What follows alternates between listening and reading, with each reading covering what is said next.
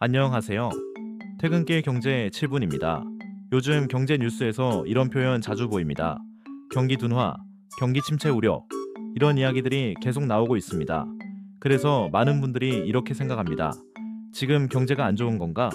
그런데 또 한편으로는 완전히 그렇다고 느껴지지 않을 때도 있습니다. 그래서 이런 의문이 생깁니다. 지금 경기가 진짜 나쁜 걸까? 오늘은 이 질문에 대해 쉽게 이야기해 보겠습니다. 먼저 중요한 포인트 하나부터 말씀드리겠습니다. 경제에서 말하는 경기와 우리가 체감하는 경기는 다를 수 있습니다. 뉴스에서 말하는 경기는 주로 이런 것들입니다. GDP, 성장률, 수출, 기업, 투자, 이런 숫자 중심입니다. 반면 우리가 느끼는 경기는 월급, 물가, 소비, 여력, 이런 부분입니다. 그래서 같은 상황에서도 느낌이 다를 수 있습니다. 그렇다면 지금 상황은 어떨까요? 지금 경제는 완전히 나쁘다고 보기도 어렵고 완전히 좋다고 보기도 어려운 중간 상태에 있습니다. 이걸 쉽게 표현하면 겉은 괜찮아 보이는데 속도는 느려진 상태입니다. 이유를 하나씩 보겠습니다. 첫 번째는 기업 실적입니다.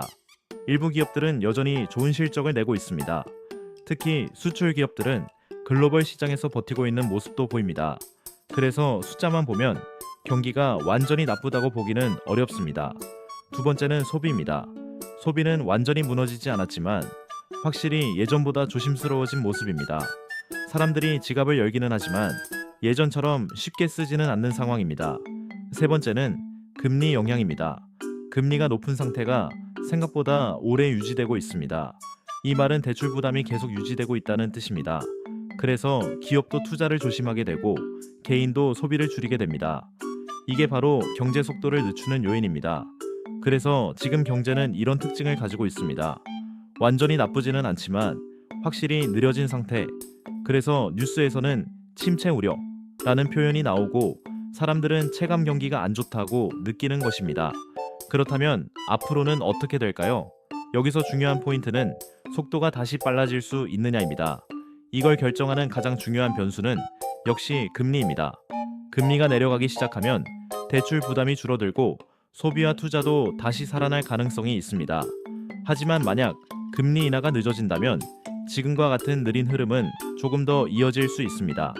그래서 지금 시장에서는 금리가 언제 내려갈까? 이 질문이 가장 중요한 질문이 되고 있습니다. 또 하나 중요한 포인트는 심리입니다. 경제는 숫자만으로 움직이지 않습니다. 사람들이 경기가 나쁘다고 느끼면 소비를 줄이고 투자를 줄이게 됩니다. 그렇게 되면 실제로 경기가 더 느려질 수 있습니다. 그래서 지금처럼 불안한 분위기가 이어질 때는 심리도 중요한 변수입니다. 그렇다면 이런 상황에서 우리는 어떻게 판단해야 할까요? 가장 중요한 것은 단순한 뉴스 하나에 크게 흔들리지 않는 것입니다.